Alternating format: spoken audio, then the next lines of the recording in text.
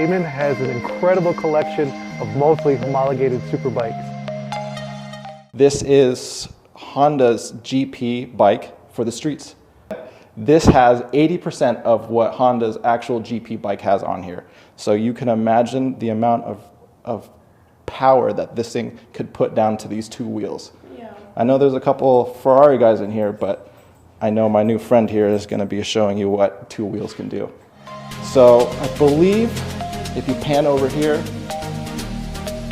underneath this, there's a full set of titanium pipes that bump this thing up to over 220 horsepower, bringing it roughly to 220 miles per hour.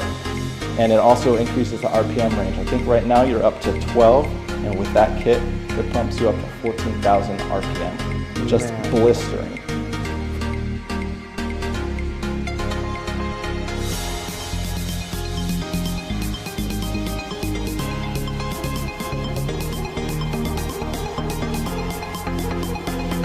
For street legal. I don't know if you're going to put a plate back here, but that's where it would go.